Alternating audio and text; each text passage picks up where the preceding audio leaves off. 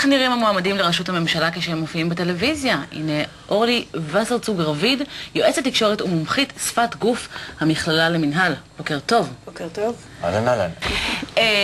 נדמה שפוליטיקאים מגיעים לרעיונות שלהם, אם הם כבר מחליטים שהם מוכנים לדבר, עם כרטיסיות מוכנות מראש, והקשר בין התשובה לשאלה הוא לפעמים מקרי בהחלט. עד כמה זה נכון בעינייך?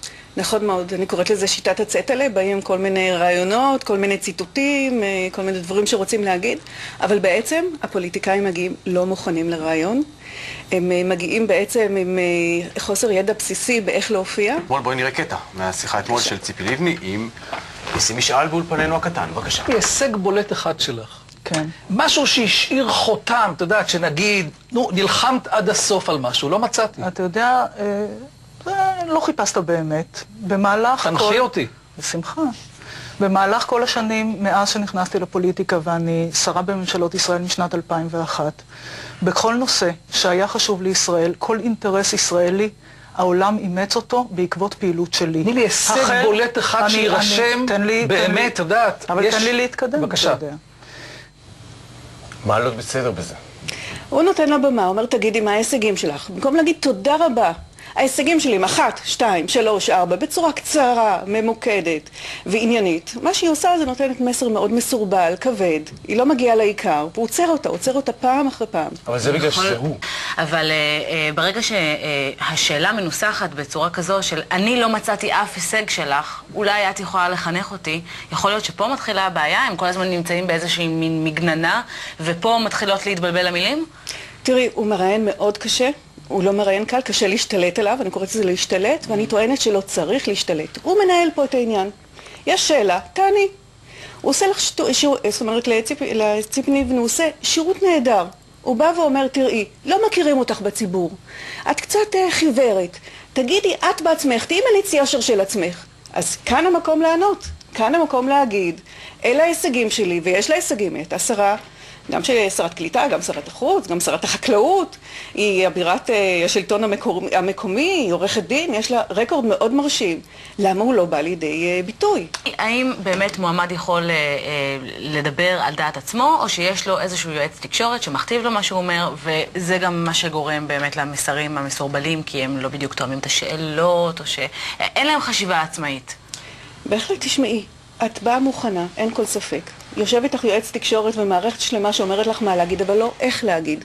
למשל, ביבי הוא מתראיין נפלא. הוא מקשיב לשאלה עד הסוף, הוא עונה בקצרה, ואז הוא מכניס את האג'נדה שלו. ככה צריך לענות. הקשבה והלאה. יש כללים באולפן, וצריך לעקוב אחרי הכללים. לא עקבתם אחרי הכללים, אז פשוט אתם יוצאים לא טוב.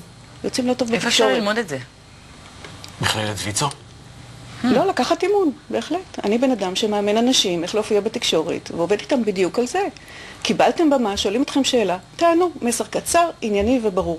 אבל ברעיון אתמול היו קטעים נהדרים. כן? כמו? כן. למשל? למשל, ציפי לבני כן מצליחה להשתלט עליו סוף סוף, וכן לעצור אותו, ואז היא נותנת איזשהו ציטוט מאיינשטיין, אני חושבת שהכנו את זה, אולי אפשר להראות את זה באולפן.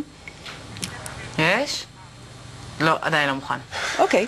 בקיצור, היא מצליחה לעצור אותו. משהו עם המנואלה נתקע. כן, ואז היא מכניסה ציטוט של איינשטיין, כן? כן. תספרו לנו איזה, אני כבר סקרן. והציטוט אומר שאדם שטועה פעם אחת, לא טועה פעם שנייה, והיא אומרת, הבוחר הוא אדם חכם ולא יטעה פעם שנייה. אבל יש פה פספוס מאוד גדול לטעמי, מכיוון שהיא הצליחה לעצור אותו סוף סוף, עם משפטים מאוד קשים שהוא הפנה אליה, את חיוורת, אין לך הישגים, מה בדיוק עשית וכן הלאה וכן הלאה. זה הזמן להביא את המוטו שלך. מה את מקדמת, מה את עושה, מה חשוב לך. בואי נשמע את זה, בבקשה. אני רוצה עכשיו לעבור לאיזושהי כתבה, ואנחנו נמשיך ברעיון, יש לנו זמן. רק בהקשר של הניסיון של אחרים, אתה יודע, יש הגדרה של איינשטיין שאומר מה זה אי שפיות, הוא אומר זה כשאדם חוזר על אותה פעולה פעם אחר פעם ומקווה שהתוצאות יהיו שונות. אז עם ישראל שפוט.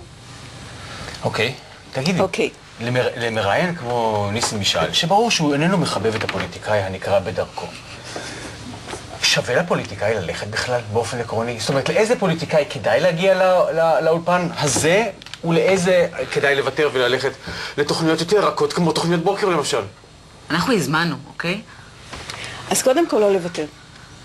שעת שידור זה דבר חשוב, כל חשיפה היא טובה, גם חיובית, גם שלילית. אם מעבירים עליך ביקורת, יפה, כואב, לא נעים וכן הלאה, אבל לפחות היית בתקשורת, פרסמו אותך. פרסום חיובי או שלילי זה אותו דבר. לא בטוח שזאת המדיניות אם אתה מוביל ואתה לא רוצה לחבל בה. באמת תחפשו את ביבי בתקשורת? אני לא מוצאת אותו, וזה דבר נכון.